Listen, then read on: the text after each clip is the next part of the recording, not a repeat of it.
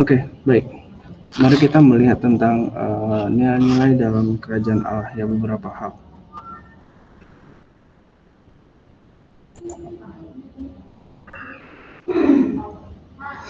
Jadi kita sudah melihat ya bagaimana Yesus itu kemudian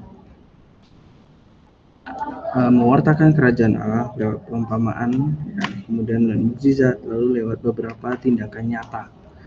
Nah, hari ini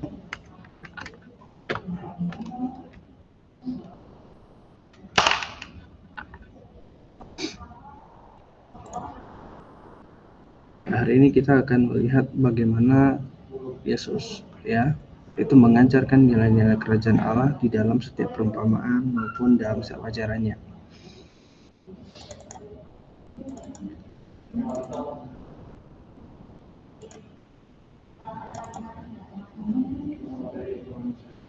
Sebentar.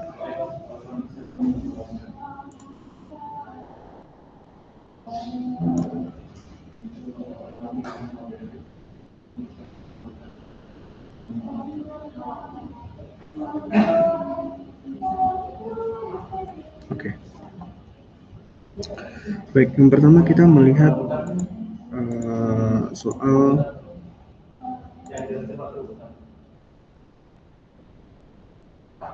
kekayaan atau harta. Yang pertama kita lihat kekayaan atau harta. Ya.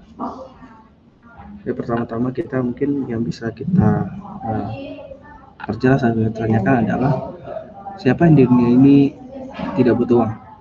Ya, adakah di antara kalian yang tidak butuh uang? Ada nggak kira-kira?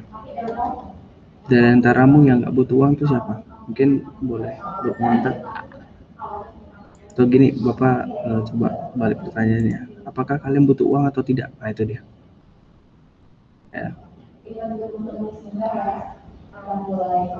Kalau kita mengajukan pertanyaan itu pada diri kita, ya, sudah pasti jawabannya pasti ya kita butuh uang. Ya. Semua orang butuh uang karena uang itu bisa digunakan untuk memenuhi kebutuhan hidup.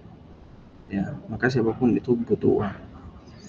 Nah, bahkan ada sebagian orang yang berani mengorbankan kebersamaan dengan keluarga ya untuk mencari uang. Ya, mereka bahkan menggunakan seluruh waktunya itu untuk mencari uang. Bahkan kita melihat ada orang-orang yang sudah pergi dari rumah pagi-pagi untuk bekerja, ya pulang itu sudah malam, tidak bisa ketemu keluarga. Nanti bersama keluarga itu paling hanya Sabtu atau Minggu. Kalau itu pun waktunya itu tidak digunakan untuk beristirahat. Ya. Nah, demi uang dan harta kekayaan banyak orang lupa akan tugas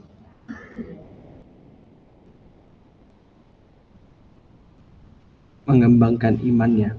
Ya, mereka lupa berdoa, mereka lupa berbagi, mereka lupa akan Tuhannya. Sehingga mereka pelan-pelan menganggap bahwa uang itu bisa menyelesaikan segala macam hal.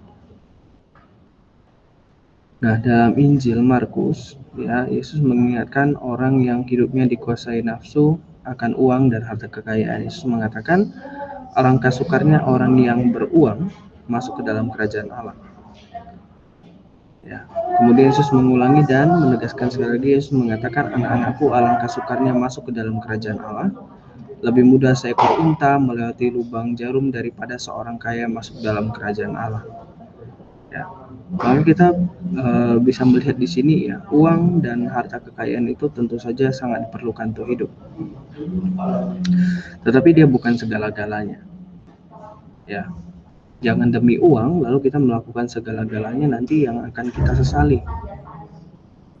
Ya, mohon maaf, banyak orang itu demi uang itu rela melakukan segala-galanya, bahkan tidak berpikir untuk ketika melakukannya. Ya, sehingga jatuhnya pada apa? Orang jual narkoba dan sebagainya.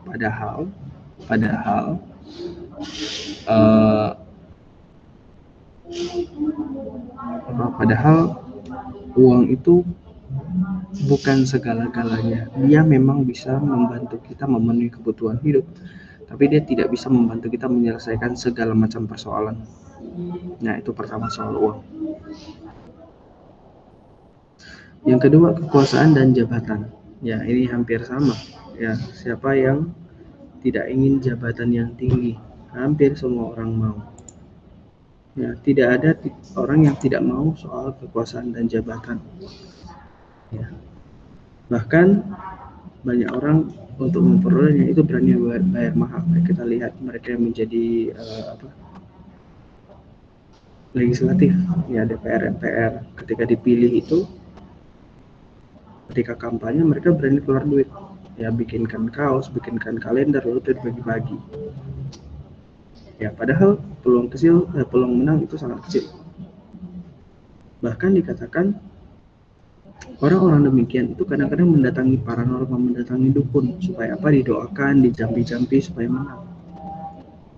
Ya, nah mengapa jabatan dan kekuasaan itu sangat menggiurkan? Tentu saja ini sangat menggiurkan karena dengan kekuasaan dan jabatan itu orang bisa berbuat banyak hal. Ya, mungkin akses-akses yang tadinya tertutup untuk dia, ya. Nah, artinya begini, akses-akses itu mungkin sebelumnya dia tidak bisa ke sembarang tempat begitu saja, harus reservasi dulu, ya, harus persiapan dulu, baru dia bisa pergi ke tempat itu untuk makan. Tapi ketika sudah menjadi penjabat, ya tidak perlu reservasi, pokoknya langsung datang, langsung makan itu bisa. Ya. Nah, dengan kekuasaan dan jabatan, banyak orang itu bisa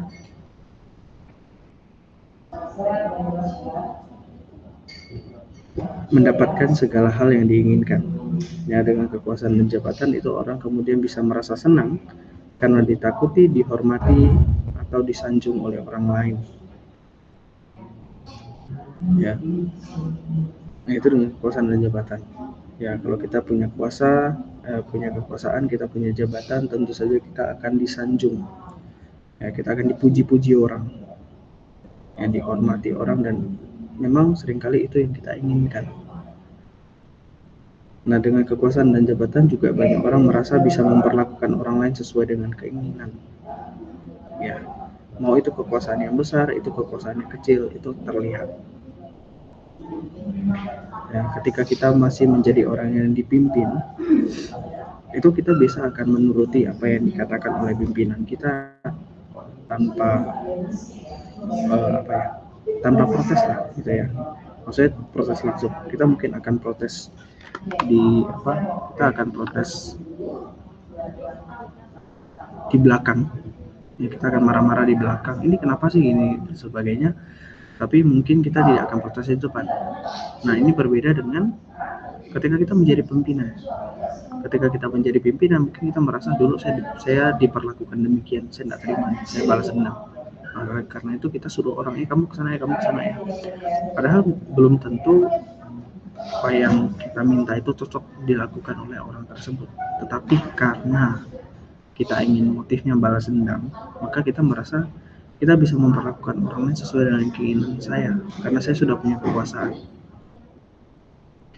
Nah, sebagai anak Allah dikatakan Yesus punya kekuasaan dan jabatan melebihi kuasa dan jabatan manusia, bahkan malaikat. Ya.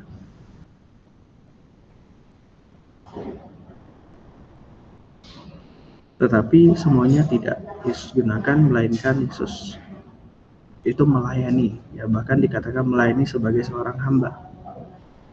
Maka ya, nilai kerajaan Allah yang bisa kita cari di sini adalah kekuasaan dan jabatan itu bukan digunakan untuk menindas, ya, bukan digunakan untuk mengatur, bukan.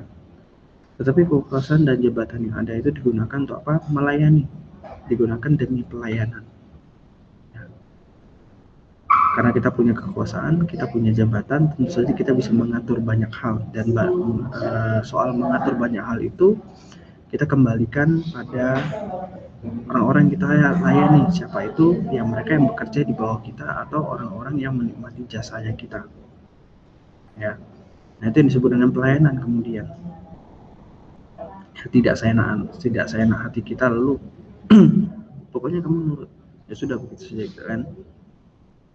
Nah, ketika kita berbicara soal harga diri dan kehormatan, sama dengan yang kedua hal yang di atas, ya, harga diri, kehormatan, itu gengsi, atau kita sebut gengsi itu sangat penting bagi kita. Siapa yang dirinya ingin direndahkan? Tentu saja tidak ada. Ya. Dalam kehidupan nyata, ketika kita diolok dengan nama ibu atau nama orang tua saja, ya, itu bisa kelahi kan. Apalagi kalau kita dihina, ya, dengan sebutan apapun. Kalau kita tidak terima, kita mungkin bisa kelahi, jamak-jamakan, atau bahkan bunuh-bunuhan. Ya, menarik, beberapa waktu yang lalu kalau tidak salah ada kasus di mana seorang bapak-bapak itu, ya, ketika di warung temannya bersanda mempeloroti celananya. Sepele mungkin kan bagi kita, sepele. Tetapi akibatnya apa? Bapak ini tidak terima dipermalukan, lalu pulang ambil parang, lalu temannya dibunuh. Nah, ini harga diri. Ya. Nah, atas nama harga diri ini kemudian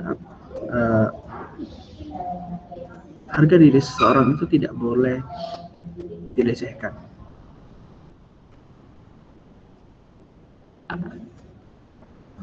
Ya, tidak boleh dihina. Karena semua orang itu berharga. Tetapi dalam zaman sekarang harga diri, kehormatan, atau gengsi seringkali disalahartikan. Ya, banyak orang kemudian mengukur harga diri dari apa yang dimiliki, ya, kemudian pangkat, kedudukan, harta, ya, yang bukan atas dasar pribadi melainkan keteladanan. Jadi orang mengukur harga diri itu dari apa yang dimiliki. Ya, semakin orang punya, semakin dia dihargai, semakin harga dirinya tinggi. Ya. Nah, demi menjaga harga diri, bahkan orang yang bersalah itu rela untuk berbohong dan mengaku dirinya seolah-olah benar. Mengapa? Karena kalau ketahuan dia salah, jatuh harga dirinya, gengsi dong. Ya, apalagi mereka yang kita sebut sebagai pemimpin, kan, pimpinan.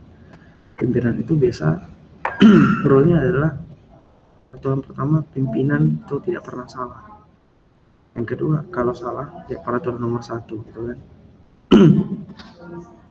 Sama mungkin kamu mengatakan guru tidak pernah salah. Kalau guru salah, ya peraturan nomor 1. Itu sesuatu yang keliru. Ya, kami guru pun mungkin bisa salah, ya. Tidak ada gunanya mempertahankan gengsi, mengatakan saya benar, saya paling benar, tuh tidak ada gunanya.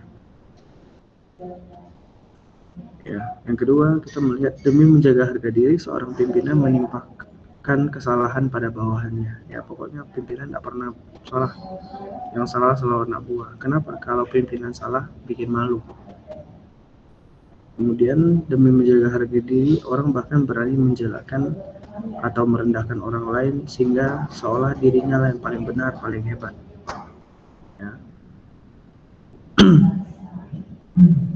Dalam pewartaan tentang kerajaan Allah, Yesus mengingatkan, sesungguhnya jika kamu tidak bertobat dan menjadi seperti anak kecil, kamu tidak akan masuk dalam kerajaan surga.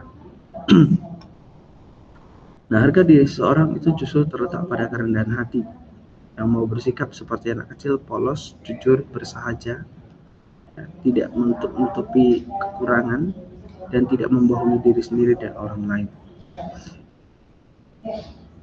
Harga diri justru terletak pada kesediaan berdiri sama tinggi, duduk sama rendah dengan sesama, ya, hidup dalam kebersamaan tanpa sekat, tanpa merasa lebih baik atau suci. Yesus menunjukkan hal tersebut saat ia makan bersama dengan para pendosa, ya, seperti dengan si Lewi pemungut cukai atau Zakheus. Ya. Nah, maka kita bisa mengatakan ketiga hal ini sebenarnya nilai kerajaan Allahnya ada di mana? Nilai kerajaan Allah melihat pada ketiga hal itu adalah melihat pada apa yang disebut dengan kasih. Jadi kerajaan Allah itu ditandai dengan kasih antara manusia. Kasih tidak lagi yang dibatasi oleh suku, agama, ras, ya, melainkan kasih yang diperjuangkan oleh Yesus adalah kasih yang universal dan terbuka. Ya, kasih juga tertuju pada orang yang memusuhi, menganiaya, memfitnah. Ya, tetapi dikatakan kemudian Yesus mengatakan, tetapi aku berkata kepadamu, kasihilah musuhmu dan berdoalah bagi mereka yang menganiaya kamu. Kasihilah musuhmu, berbuat baiklah bagi orang yang membenci kamu. Mintalah berkat bagi orang yang mengutuk kamu, berdoalah untuk orang yang mencaci kamu.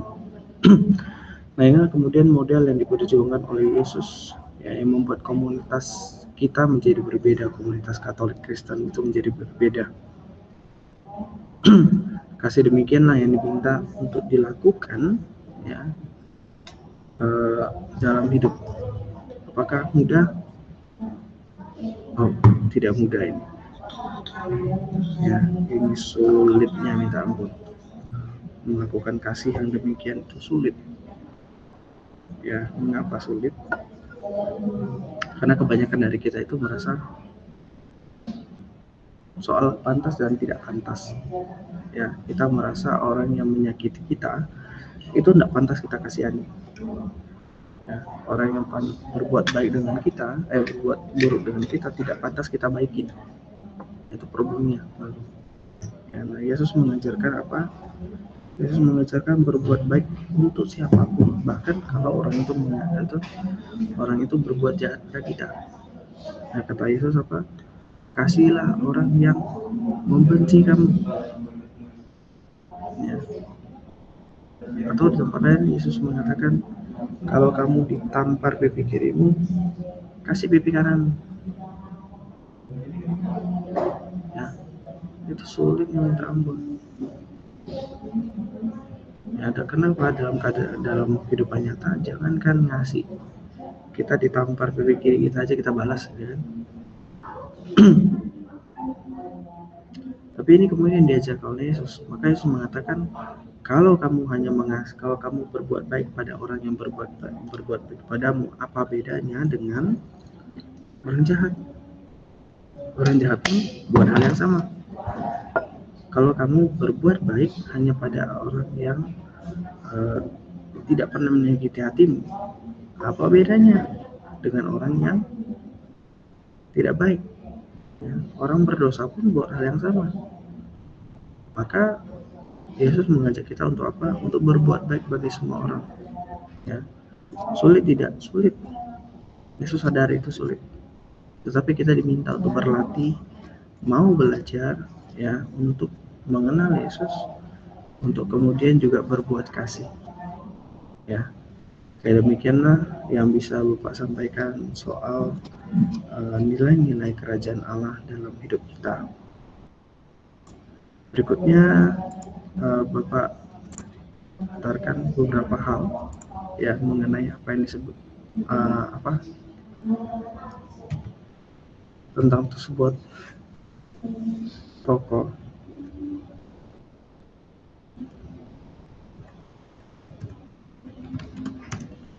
Pertama, Maximilianus Maria Kolbe. Mungkin ini singkat saja, ya, Bapak tidak putarkan yang panjang-panjang, tapi ini singkat saja supaya kamu punya gambaran tentang siapa itu Santo Maximilian Maria Kolbe.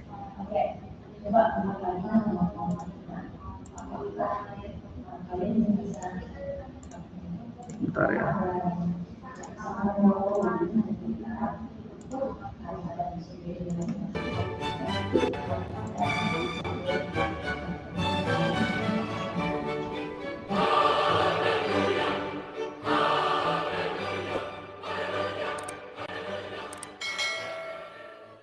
Santo Maximilianus Maria Kolbe. Raymond Kolbe dilahirkan di Polandia pada tahun 1894. Ia bergabung dengan Ordo Fransiskan pada tahun 1907 dan memilih nama seperti kita mengenalnya sekarang, Maximilianus. Maximilianus amat mencintai panggilannya dan secara istimewa ia mencintai Santa Perawan Maria. Ia menambahkan nama Maria pada namanya ketika ia mengucapkan kaul agungnya pada tahun 1914. Maximilianus meyakini bahwa dunia abad ke-20 membutuhkan bunda surgawi mereka untuk membimbing serta melindunginya. Ia mempergunakan media cetak agar Maria lebih dikenal luas. Ia bersama dengan teman-teman Fransiskannya menerbitkan buletin yang terbit 2 bulan sekali, yang segera saja tersebar dan dibaca orang di seluruh dunia. Bunda Allah memberkati karyanya.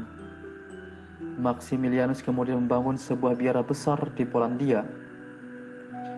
Biara tersebut dinamainya Kota Immaculata. Pada tahun 1938, 800 biarawan Fransiskan tinggal serta berkarya di sana untuk mewartakan kasih sayang Maria. Kolbe juga membangun sebuah kota Immaculata di Nagasaki, Jepang, dan sebuah lagi dibangunnya di India. Pada tahun 1938, Nazi menyerbu kota Immaculata, Polandia. Mereka menghentikan karya mengagumkan yang berlangsung di sana. Pada tahun 1941, kaum Nazi menangkap Maximilianus Kolbe. Mereka menjatuhkan hukuman kerja paksa di Auschwitz. Maximilianus telah berada di kamp konsentrasi Auschwitz selama 3 bulan ketika seorang tahanan berhasil melarikan diri. Para Nazi menghukum tahanan yang tersisa oleh karena tahanan yang melarikan diri tersebut. Mereka memilih secara acak 10 orang tahanan untuk dihukum mati dalam bunker kelaparan. Seluruh tahanan berdiri tegang, sementara 10 orang ditarik keluar dari barisan. Seorang tahanan bernama Franciszek Gachownicek terpilih. Ia adalah pria yang telah menikah dan mempunyai keluarga. Franciszek kemudian merengek serta memohon dengan sangat agar diampuni demi anak-anaknya, namun para Nazi tidak peduli. Maximilianus Kolbe yang tidak terpilih mendengarnya dan hatinya tergerak oleh belas kasihan untuk menolong Franciszek. Ia maju ke depan dan bertanya kepada komandan Nazi, apakah ia dapat menggantikan Franciszek. Sang komandan setuju dengan permintaannya. Pater Kolbe dan 9 tahanan yang lain digiring masuk ke dalam bunker kelaparan. Mereka tetap hidup tanpa makanan ataupun air selama beberapa hari. Satu persatu, sementara mereka mati kelaparan. Pater Kolbe menolong serta menghibur mereka. Satu pintu bunker dibuka, semua tahanan sudah meninggal, kecuali Maximilianus Kolbe. Para Nazi kemudian memberikannya suatu suntikan karbolik acid untuk mempercepat kematiannya pada tanggal 14 Agustus 1941. Maximilianus Maria Kolbe dinyatakan sebagai seorang kudus dan martir cinta kasih oleh Paus Yohanes Paulus II pada tahun 1982.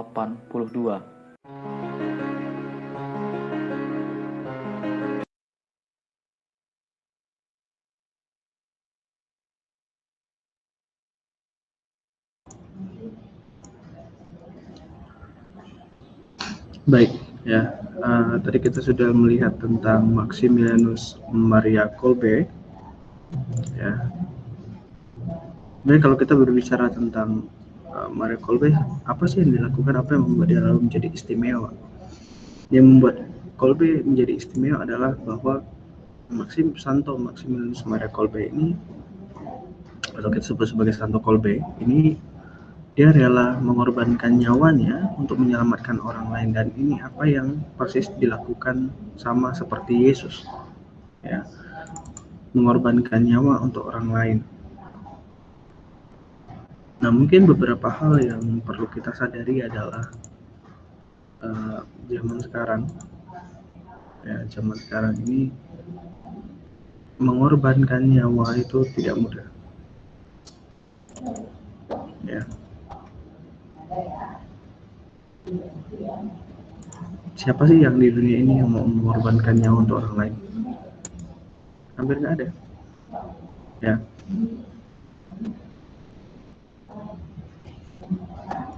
Bahkan misalnya, ya, kita di dalam kelas misalnya ada satu yang berbuat kesalahan, Ya misalnya tidak sengaja memecahkan hampir semua kaca di gedung baru. Ya, tidak sengaja, kacanya pecah nih. Ya, atau gini, kita ngambil gambaran begini saja. Kamu bayangkan kamu ada di sekolah di gedung baru, di lab, ya, tidak sengaja karena kamu putar musik mungkin terlalu keras ya di lab komputer, lalu kacanya pecah semua. Ketika ditanya siapa yang bertanggung jawab, ya respon pertama pasti orang kemudian akan saling menunjuk, oh dia pak, ya.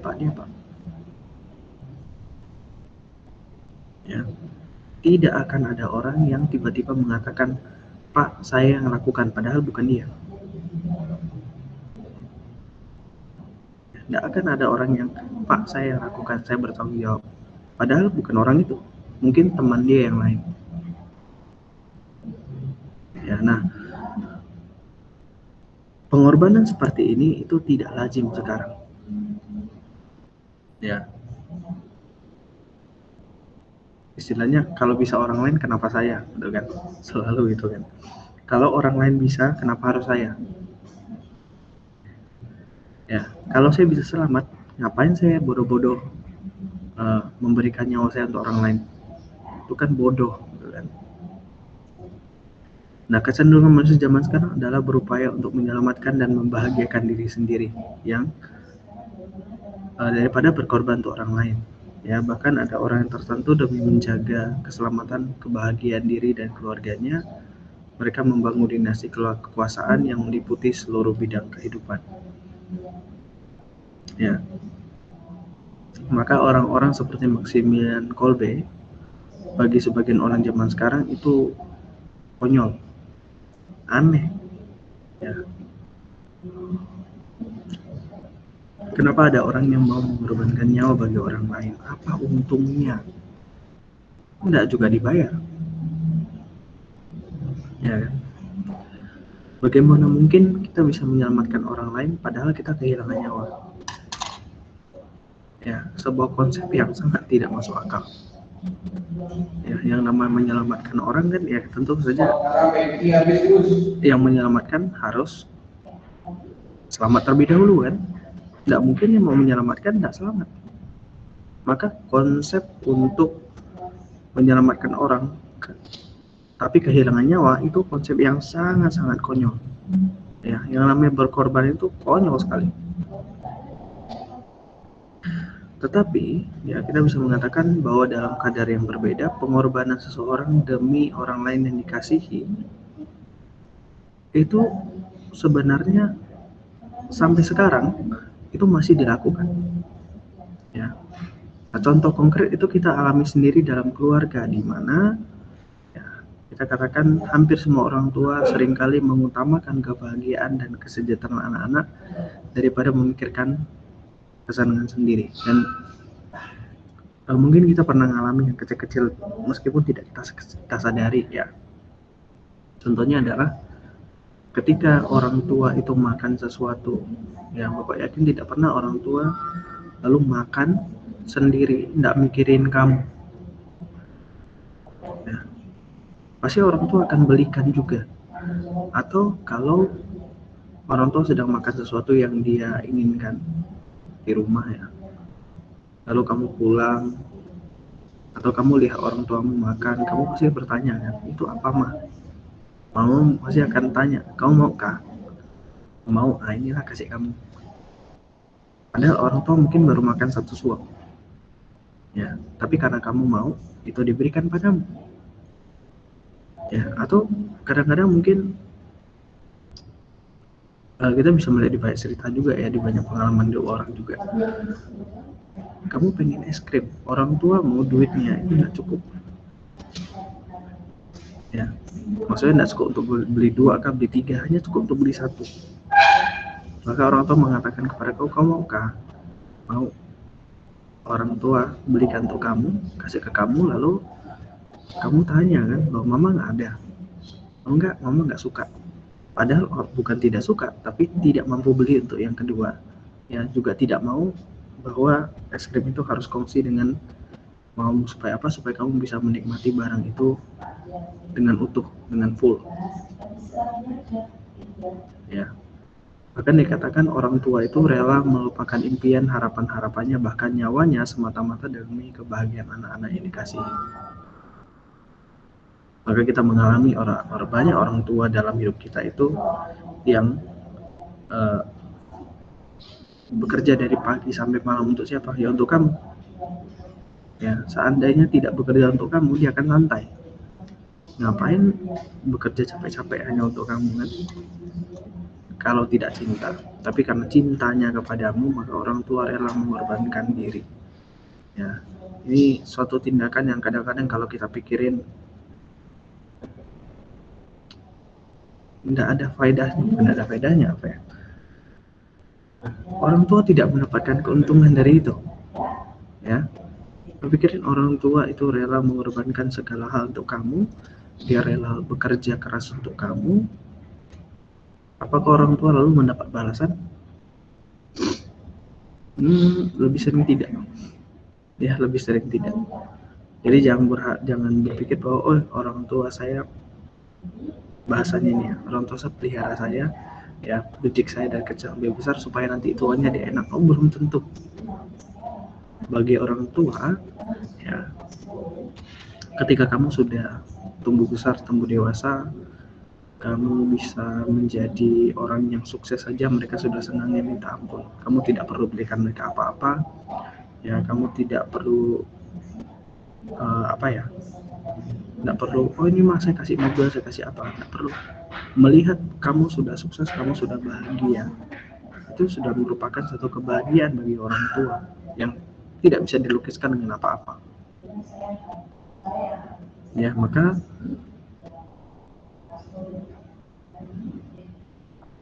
kita bisa melihat ya dari seseorang tua itu, ya kita bisa belajar tentang pengorbanan, ya tentang mengorbankan diri untuk orang-orang yang kita cintai dalam hidup. Ya, nah sebagai orang Katolik, lalu kita punya satu tokoh lagi, ya selain orang tua kita, lalu kita punya satu tokoh lagi yang berkorban demi kebahagiaan orang lain. Kalau tadi kita melihat dari sisi orang tua karena dia punya hubungan darah dengan kita, ya ada tokoh yang tidak punya hubungan darah dengan kita tapi berkorban untuk kebahagiaan kita. Siapa itu? Yesus. Ya, Yesus dikatakan rela menanggung sengsara hingga wafat semata-mata demi kesetiaannya kepada Allah dan demi cintanya kepada kita manusia. Ya, maka kemudian kita melihat ya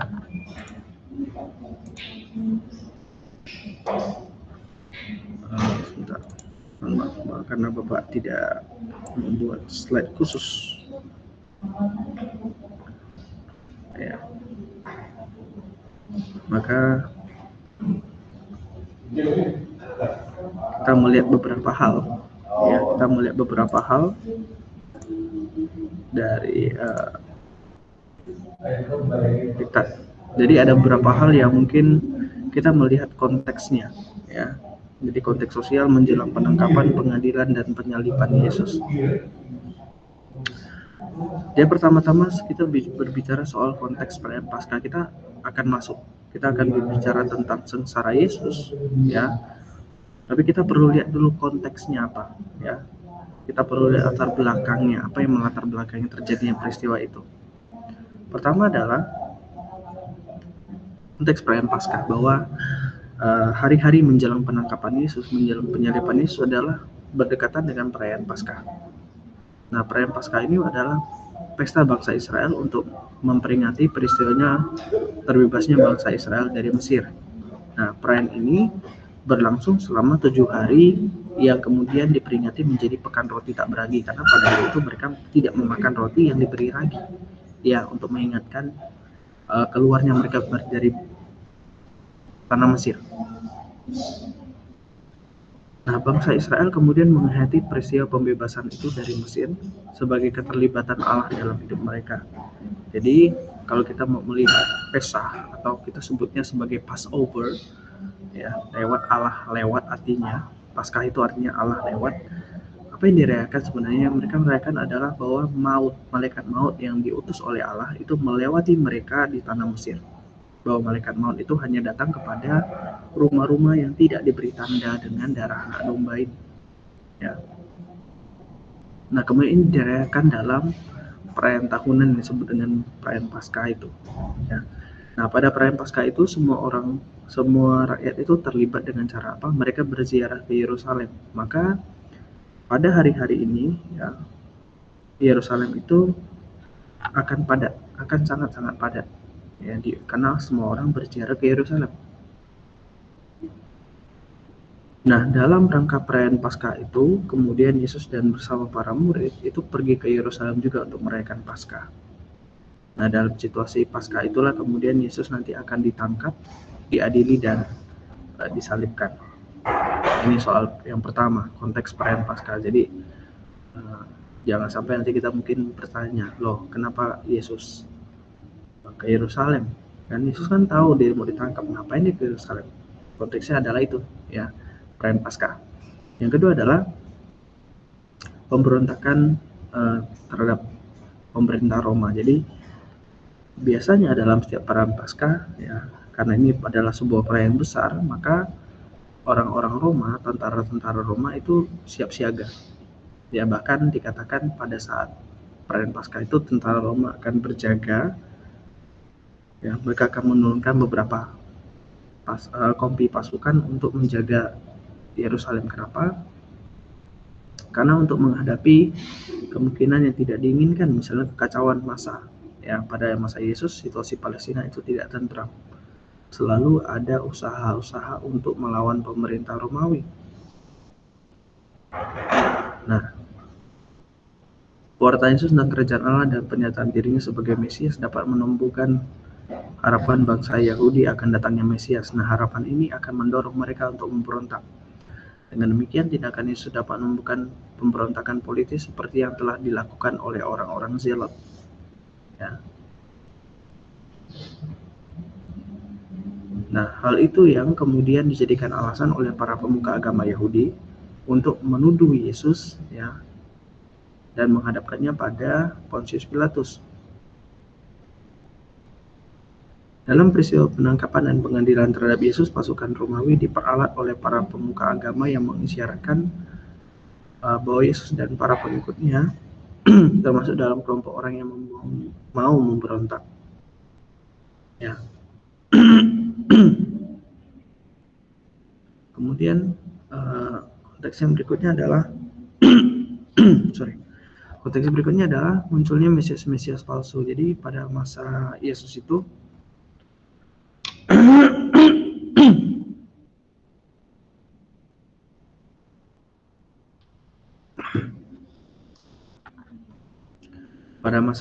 kemudian muncul apa yang disebut dengan Mesias. Ya, jadi pada masa Yesus muncul beberapa orang yang diyakini oleh orang Yahudi sebagai Mesias. Nah, mereka dipandang sebagai Mesias seperti diramalkan oleh Nabi Yesaya. Ya. Nah, Nabi Yesaya bernubuat bahwa Allah akan mengangkat seorang keturunan Daud untuk naik tahta kerajaan. Maka orang-orang yang dianggap memenuhi nubuat Nabi Yesaya pada saat itu misalnya Yudas dari Galilea, kemudian Simon dari Bar Kokhba. Nah, munculnya Mesias itu selalu diwaspadai oleh pemerintah Roma. Kenapa? Karena setelah Mesias muncul, biasanya akan disusul adanya pemberontakan. Jadi Mesias sama dengan pemimpin pemberontakan. Ya. Nah, Injil dengan jelas kemudian membedakan antara Yesus dan orang-orang yang dianggap Mesias. Nah, hal itu sungguh-sungguh diketahui oleh Pilatus dan orang-orang Romawi lainnya. Maka dalam persidangan yang dialami oleh Yesus, Pilatus berusaha membebaskan Yesus. Karena Pilatus tahu bahwa tindakan Yesus berkaitan dengan kehidupan keagama, bukan politis. Ya, jadi orang-orang Roma itu juga punya intel. Mereka mengawasi setiap pergerakan dari orang-orang Yahudi, apalagi mereka menjadi pengajar, ya, supaya orang-orang ini tidak mau nyulut adanya pemberontakan. Yesus pun menjadi salah satu orang yang diawasi. Maka orang Roma tahu dengan jelas apa yang dilakukan oleh Yesus, apa yang diajarkan oleh Yesus. Ya, dan mereka tahu apa yang dilakukan oleh Yesus itu berhubungan dengan hidup keagamaan, ya, bukan dengan hidup politis. Tindakan Pilatus semakin jelas dengan tawarannya, ya, untuk membebaskan Yesus atau Barabas. Ya, Barabas itu siapa? Barabas itu seorang pembunuh, pencuri, perampok, pemerkosa, lengkap deh. Nah, ini adalah penjahat dengan paket komplit. Sementara Yesus itu siapa? Yesus itu adalah seorang pengajar yang dituduh akan melakukan pemberontakan. Jadi kepada rakyat dihadapkan dua orang ini, mana yang mau kamu pilih? Tapi karena hasutan kemudian mereka memilih Barabas. Kenapa? Karena orang Yahudi tidak mau mengambil risiko dengan Yesus. Yesus sudah pernah membuat kehebohan di Bait Allah. Ya. Mereka takut kalau itu terjadi lagi, pasukan Romawi akan menyerbu Bait Allah, kemudian Bait Allah dihancurkan. Padahal ya banyak penduduk Yerusalem itu menggantungkan hidupnya pada Bait Allah. Ya, kita tahu di Bait Allah itu tidak hanya ada kegiatan ekonomi saja, tetapi di dalam Bait Allah itu menjadi sumber nafkah, karena ada orang berjualan hewan-hewan kurban, ya, ada yang berjualan barang-barang persembahan, kemudian ada tempat penukaran uang di situ dan lain sebagainya. Ya, sehingga kalau Bait Allah hancur, kegiatan ekonomi yang berputar di sekeliling tempat ini akan hilang. Dengan itu pendapatan masyarakat juga hilang. Ya, sehingga mereka memilih siapa? Barabas untuk dibebaskan. Paling tidak penjahat ini, ya, kalau nanti lepas berbuat jahat lagi bisa kami tangkap.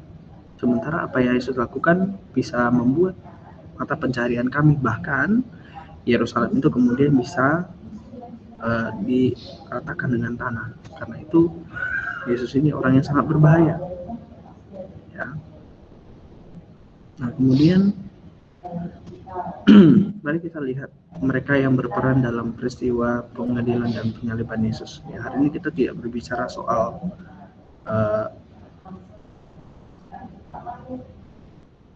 kita tidak berbicara soal kisahnya dulu.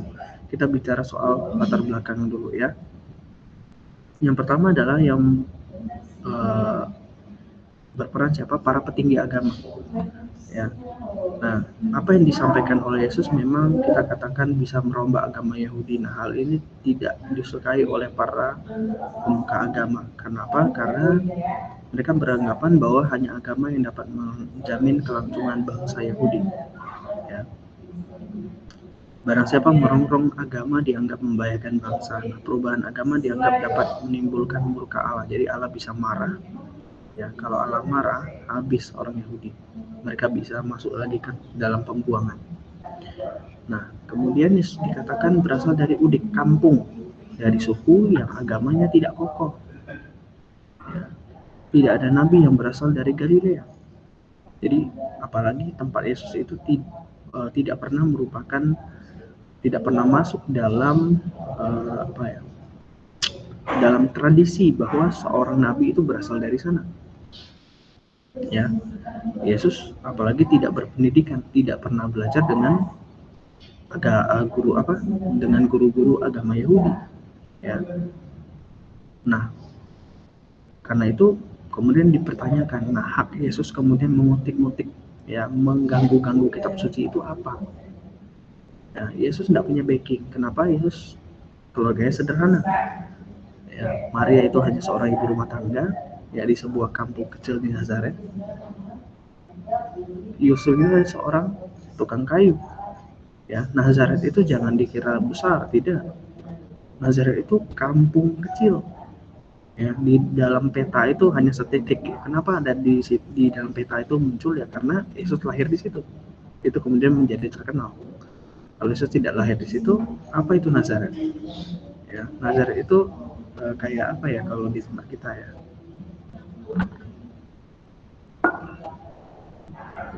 Mungkin kalau di daerah kita itu Nazaret itu sama dengan di Ambang Pancaroba gitu.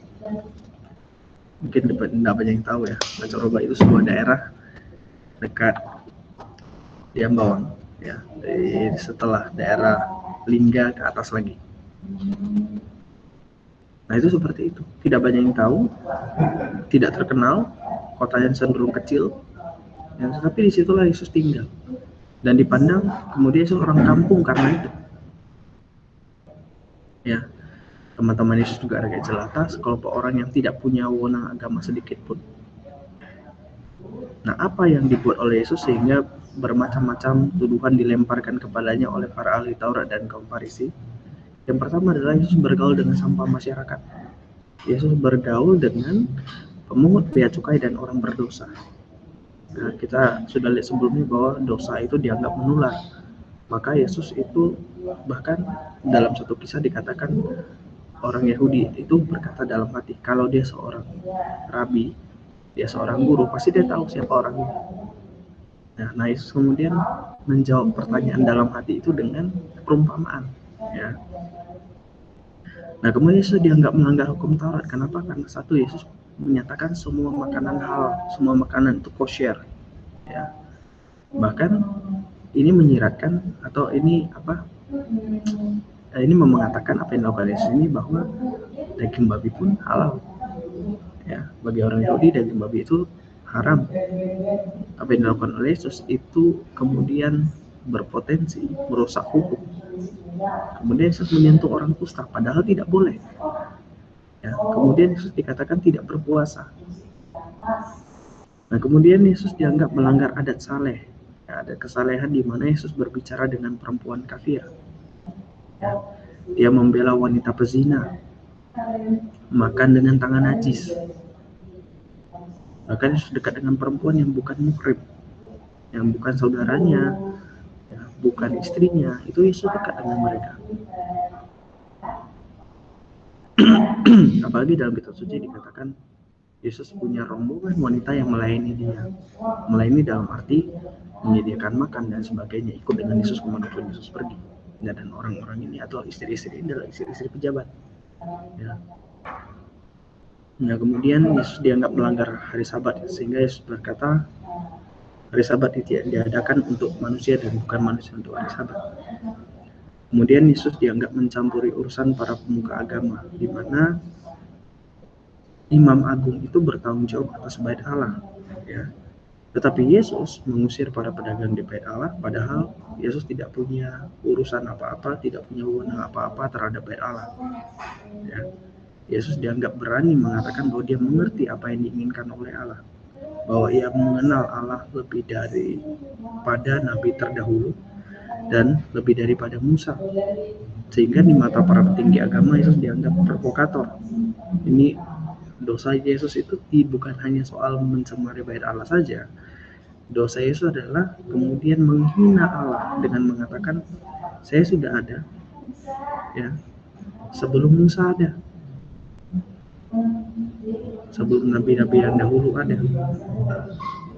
Bahkan Yesus mengatakan saya kenal dengan Allah karena Allah adalah Bapa saya. Nah, itu yang kemudian dianggap Yesus provokator. Ya. Kemudian yang kedua adalah para petinggi pemerintahan. Jadi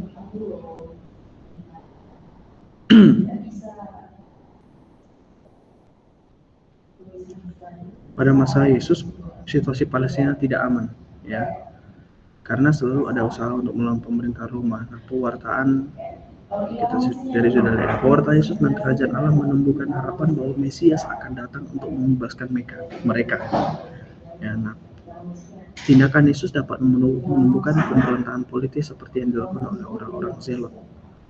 Nah, ini yang dijadikan alasan oleh para pemuka agama menghadapkan Yesus pada Pilatus. Ya, nanti kita akan lihat ini. Nah, dalam peristiwa penangkapan dan pengadilan terhadap Yesus, pasukan Romawi diperalat oleh para pemuka agama, ya, dan para pengikutnya bahwa Yesus dan para pengikutnya adalah orang-orang yang mau memberontak, maka Yesus diperlakukan seperti pemberontak. Oke. Nah, keributan di bait Allah ketika Yesus dan murid-muridnya menghalau para pedagang membuat pemerintah Romawi mencurigai Yesus ketika bangsanya sendiri menyerahkan Yesus. Ya, pemerintah Romawi rupanya tidak terlalu berkeberatan untuk mengamankan dan membebaskan dia dari segala tuduhan. Nah, kemudian yang ketiga adalah kita melihat sedikit tentang vonis kematian sebelum nanti kita mendalami kisah tentang sengsara Yesus, ya. Nah, dikatakan seluruh majelis agama menolak Yesus. Sebelum Yesus dibawa kepada Pilatus, mereka terlebih dahulu mengadili dalam pengadilan Sanhedrin atau pengadilan agama. Dengan suara bulat mereka memutuskan untuk memberikan hukuman mati terhadap Yesus, ya. Nanti kita Bapak akan bahas satu-satu gestur yang dilakukan kemudian apa itu, ya. Nah, pemimpin yang dipilih Allah, Imam Agung dikatakan adalah pemimpin Allah untuk menggampangkan umatnya, itu kemudian membuang Yesus, ya. Pontius Pilatus itu menghukum Yesus, murid dan teman-teman Yesus itu tidak ada yang membelanya, tidak ada yang hadir untuk membela Yesus, ya. Mereka semua meninggalkan Yesus dan membiarkan dia dihukum mati di salib. Menurut keyakinan Yahudi, ya, mati di salib merupakan tanda seseorang bahwa dibuang oleh Allah sendiri. Nah, mungkin kita bertanya, ya, apa yang membuat hukuman salib ini menjadi spesial lalu? Hukuman salib ini menjadi spesial karena hukuman salib itu biasanya ini bukan hukuman asli Yahudi. Orang Yahudi tidak pernah menghukum orang untuk dihukum salib. Jadi hukuman salib itu adalah hukuman yang dimiliki oleh para pemerintah Roma, ya, oleh orang Romawi. Hukuman ini diadakan untuk siapa? Hukuman ini diadakan untuk para pemberontak, ya, atau untuk para penjahat kelas berat. Jadi yang disalib itu bukan hanya Yesus, sudah banyak orang disalib. Dan salib yang digunakan untuk mereka serta paku-pakunya itu adalah salib-salib bekas, ya. Orang sudah mati di atas, diturunkan paku dan salibnya itu digunakan kembali, sehingga kamu bisa mengatakan paku yang digunakan untuk memaku Yesus itu bukan paku baru, itu sudah berkarat, ya, sudah bekasnya orang dan sebagainya. Kita tidak tahu ada penyakit apa di situ, ya kan.